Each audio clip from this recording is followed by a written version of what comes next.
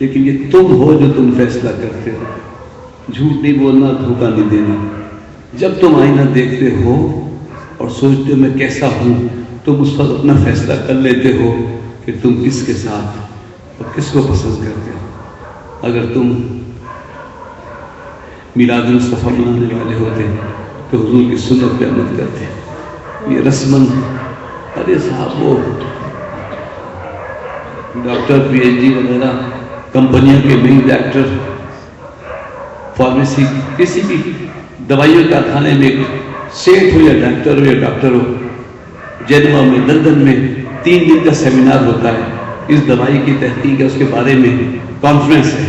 وہ 3 دن لیکچر سن کے آتا ہے، اتنا بڑا ایوارڈ لے کے آتا ہے، تنخواہ بھی بڑھ جاتی ہے. اللہ صرف سن کر آتا ہے.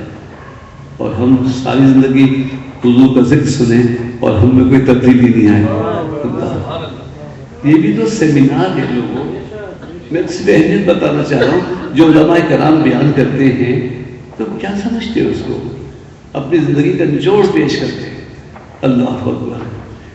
سارا سال 12 روز جشن، صبح رات، اللہ اکبر، اور ہمارے اندر کوئی تبدیلی نہیں آئی. اللہ اکبر. تو ہمیں سچا ہونا چاہیے. والشفع والوتر، شفع جوڑ کو کہتے ہیں اور وتر کہتے ہیں طاق کو. تو وہاں کچھ لوگ وتر کی نماز پڑھتے ہیں، 2 پہلے پڑھ کے سلام پھیر دیتے ہیں، پھر 1 رکعت پڑھتے ہیں. رمضان میں اکثر کیونکہ جماعت بھی ہوتی ہے تو تراویح وتر کی بھی جماعت بھی کرتے ہیں. ہم نے ان سے پوچھا کہ سلام تو خروج ہے، جب آپ نے سلام پھیر دیا نا، السلام علیکم، سلام نماز سے نکل گئے، تو پھر تمہارا 1 رکعت کی نماز تو کوئی نہیں ہے.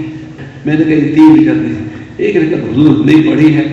تو حرم شریف میں سامنے جہاں مؤذن اذان دیتے ہیں وہاں طالب علم بیٹھتے ہیں، لالو مار ڈالے ہوتے ہیں. تو شروع میں جو آدمی زیادہ بڑی رقم سے، ہم حرم میں رہتے تھے، زیادہ نشیب گزارتے تھے، تو ان تعلیموں سے میں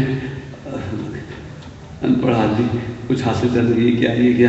تو وطر کا مسئلہ میں نے کہا 1 رکعت نماز، کہا حضور نے 1 بھی پڑھی ہے. تو میں نے کہا ذرا مجھے بتا دیجیے گا کہ کس حدیث شریف میں کہاں کس کا کہا. میں کل اپنے شیخ سے پوچھ کے بتاؤں گا.